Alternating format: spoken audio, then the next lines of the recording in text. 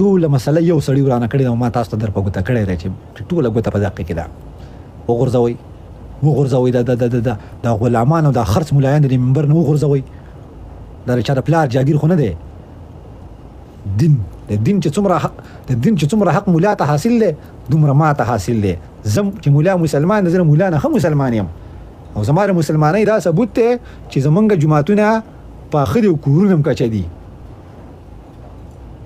منبر ګورې کنځلو له نو پیدا نن هم که په پاکستان کې حکومت او په پاکستان کې تاسو وایي که نه، تاسو ټول دا خبره کوئ چې مونږ د نړۍ تر ټولو کلک مسلمانان یو. کوئ دا خبره که نه؟ په ډېر کلک او جوور ایمان دا خبره کوئ چې مونږ د نړۍ د ټولو نه کلک مسلمانان یو، جوماتونه هم پاخه دي او کورونه هم کچه دي. بیا ولې په منبر باندې کنځلې کېږي؟ دا منبر خو دا خو د پیغمبر جاګیرو، په دې خو پیغمبرانو خطبې ورکړي دي، په دې خو زمونږ خوږ نبی حضرت محمد صلی الله علیه و آله وسلم د اسلام دعوت چلول دی، د اسلام دعوت په چلول دی، دنیا ته په د اسلام دعوت دا نن چې دنیا روښانه ده. اره څه په وجه روښانه ده؟ دا منبر، په دې منبر باندې پیغمبر علیه السلام د اسلام دعوت چلولی دی. نن مولا را پاسې په منبر باندې زمونږ خور او مور یادوي. په دې ملک قانون نشته. په دې ملک دا قانون یوازې د ساقي جان دپاره دی که نه؟ دا قانون دلته بل چا لپاره هم شته.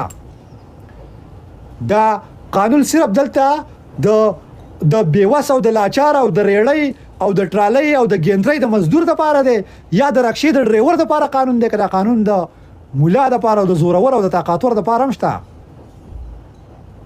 خو منافقان شوي دي، دلته پیسو ته پراته دي، دلته پیسې ګټل غواړي، صرف پیسې پیداګیر کوي، صرف د پیسې پیداګیر کوي دا خلک.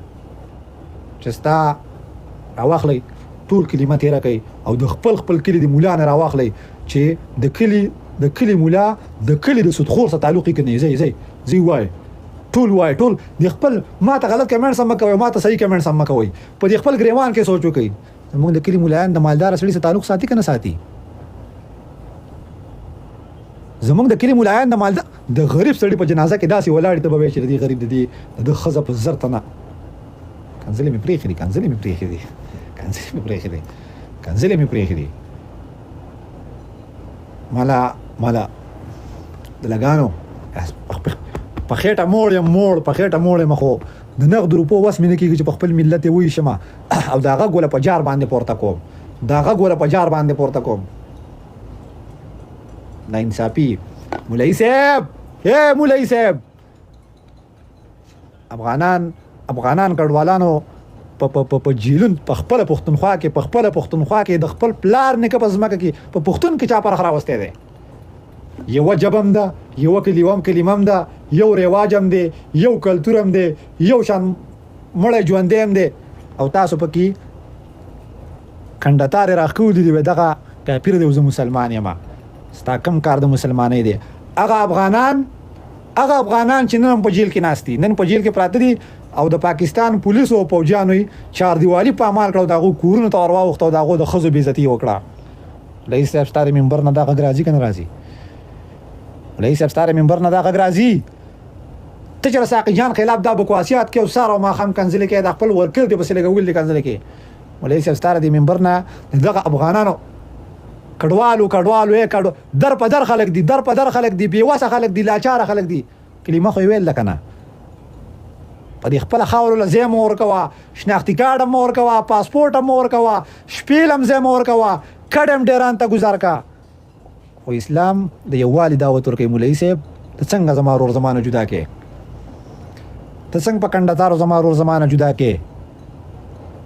په کم قانون جدا کې، په کم ژبه جدا کې، په کم کلتور جدا کې، په کم رواج باندې جدا کې؟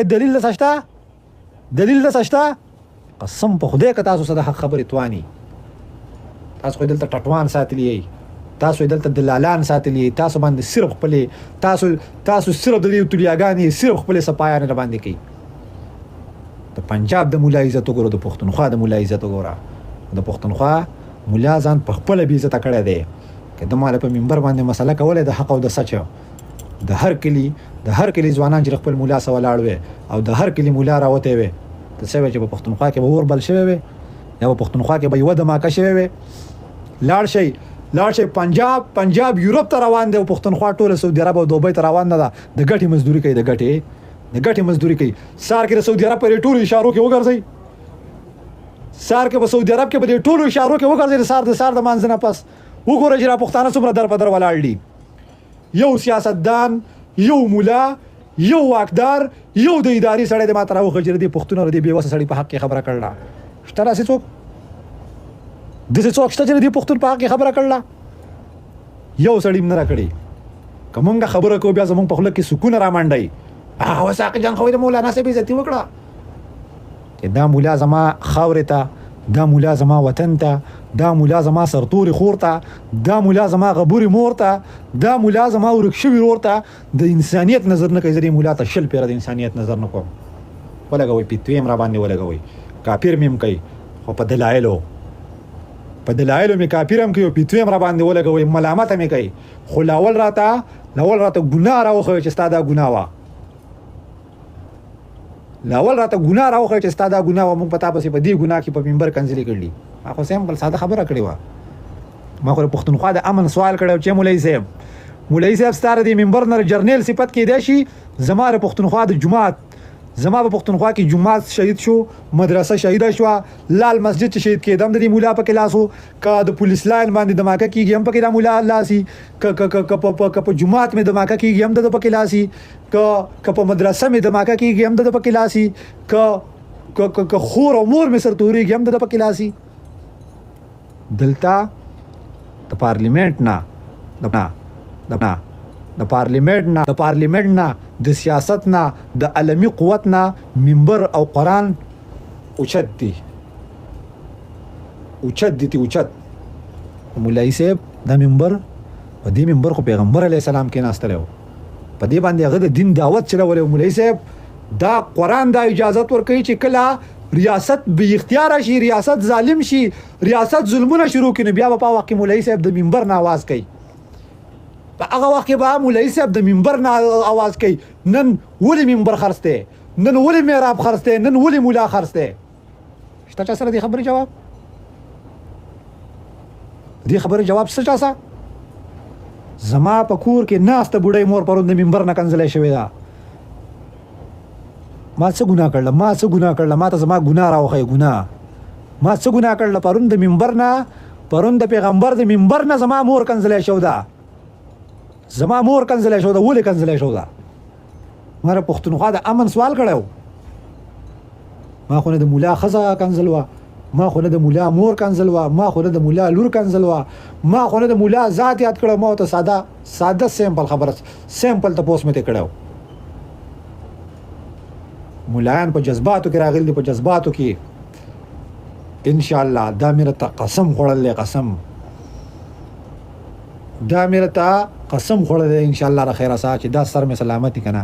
مولا نوره دې رانه د مکر مسله خرڅه نه کړه په نغدو روپو. مولا نوره دې رانه د مکر مسله په نغدو روپو باندې خرڅه نه کړه او نه به رانه خرڅه کړي نوره انشاءالله. څه نخرې را باندې خلکو وکړي، څه ټارګټ شومه، څه زورورې خبرې، څه نخرې خلکو وکړه. خو دا ککرۍ دا ټیټېدو نه ده پیدا ښه. دا یو خدای ته ټیټېږي، یو خدای ته، دا صرف یو خدای ته ټیټېږي، دا انسان ته نه ټیټېږي. غني خان وایي خالق مې ککرۍ سجدې ته نه ده پیدا کړ او تندي یې ماتوم دې لمکومه خو دې نه. خالق مې ککرۍ سجدې ته نه ده پیدا کړ، خالق مې ککرۍ د چا سجدې ته نه ده پیدا کړ، خالق مې دا ککرۍ صرف ځان ته پیدا کړل او دا راته ویل چې ما ته به ټیټېږي. دا تندی چې زی دا صرف د خدای د یاري دې سجدې لذي. هلن کې الله تعالی زمونږ د سجدې محتاج نه دی. الله تعالی زمونږ د سجدې محتاج نه دی. مونږ خدای ته محتاج یو. خدای خو لا شریک ذات دی، پورا ذات دی او مونږ ورته محتاج یو. د خپل الله تعالی لاک شکر چې د حق ویلو توان را کړلی. توان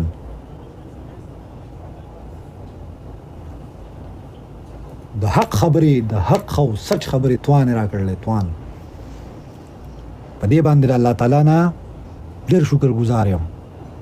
ډېر شکر گزار یم، بې حده شکر گزار یم.